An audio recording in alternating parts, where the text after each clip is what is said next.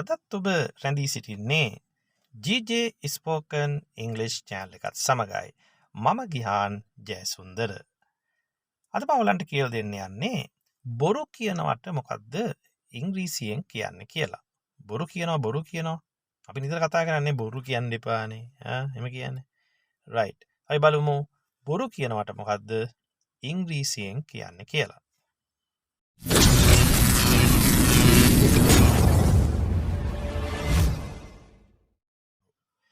බොරු කියනවට ඉංග්‍රීසි ක්‍රියාපදය lie.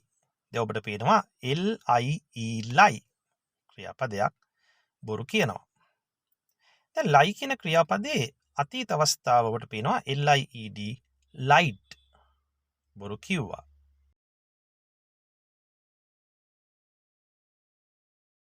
ඒ වගේම past participle අවස්ථාව lied ක්‍රියාපදයේ කියන අතීත ස්වරූපෙමයි එතන past participle විදියට ඇවිල්ලා තියෙන්නේ. ඒ වගේම මේකේ present participle දැන් present participle කියලා කියන්නේ ක්‍රියාපදයට ing එකතු වෙන අවස්ථාව ඒක line LYING.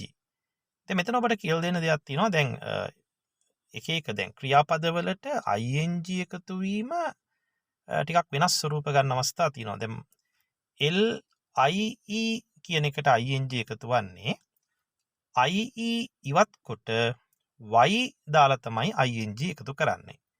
line වෙන්නේ එහෙමයි. දැන් LIE නේ lie කියලා කියන්නේ. එතකොට අර අන්තිම අකුරු දෙක තියෙන්නේ IE ඒක ඉවත් වෙනවා. ඊට සේ වෙනුවට y අපි යොදනවා. y යොදලා තමයි ing එකතු කරන්නේ. ඉතින් මේ සමහර ක්‍රියාපද වලට ing එකතු කිරීම විවිධ ස්වරූප වලින් සිද්ධ වෙනවා. එතකොට ඔබ හිතන්නේ කොහොමද එහෙම ආවේ කියලා ඒකයි මම පොඩ්ඩක් එතන පැහැදිලි කිරීමක් කරේ. හරි. දැන් අපි උදාහරණ වාක්‍ය බලමු. You are lying. ඔයා කියන්නේ බොරු. ඔයා බොරු අනේ කියන්නේ ඔය. You are lying. එතන present continuous යොදා ගන්නවා. ඉස්සෙමයි ing භාවිතය. මේ වෙලාවේ කරමින් ඉන්නේවා නේ. You are lying. ඔයා කියන්නේ බොරු. ඔයා බොරු කියන්නේ. right. දෙවෙනි වාක්‍ය බලන්න. දෙවෙනි ප්‍රශ්නයක් විදිහට එතන තියෙන්නේ. Why are you lying to me? දැන් මේවා verb preposition කියලා අපි හඳුන්වනවා. ඒ කියන්නේ සමහර ක්‍රියාපදත් එක්ක ආවේනික වෙන නිපාත තියෙනවා. ඒ කියන්නේ මේ ක්‍රියාපදයට එක්ක අපි කර්මයක් යොදනකොට එහා පැත්තේ ඒ නිපාතය යොදලා තමයි යොදන්න ඕන. දැන් නිකම්ම යොදන්න බෑ දැන්. lie එක to නිපාතයයි පාවිච්චි වෙන්නේ. lie me කියන්න බෑ. lie to me. to දාලා තමයි එහා පැත්තේ me දාන්න වෙන්නේ. right? එතකොට lie me නෙමෙයි lie to me. right? එතකොට ඇයි ඔයා මට බොරු කියන්නේ? ඇයි ඔයා මට බොරු කියන්නේ අයියේ? එහෙම අහනවා නේද? ඇයි ඔයා මට බොරු කියන්නේ නංගි? ඇයි ඔයා මට බොරු කියන්නේ? Why are you lying to me? Why are you lying to me? Tell me the truth, please. Tell me the truth. කරුණාකරලා මට ඇත්ත කියන්න. Why are you lying to me? හරි. ඒ ආකාරයෙන් අපිට කෙනෙක්ගෙන් අහන්න පුළුවන්. ඒ වගේම බලන්න. බොරු කියන්න එපාලු. Don't lie. නතාර්ථ විධානයක් ලෙස අපි ගන්නවා. Don't lie. බොරු කියන්න එපා. right? ඒ වගේම මට බොරු කියන්න එපා කිව්වොත් මම ඉස්සෙල්ලා කිව්වා lie එක to දාලා කියන්න ඕන කියලා. Don't lie me කියන්න එපා. Don't lie me කිව්වොත් ඉංග්‍රීසි වැරදි. Don't lie to me. Don't lie to me, okay? Don't lie to me. මට බොරු කියන්න එපා.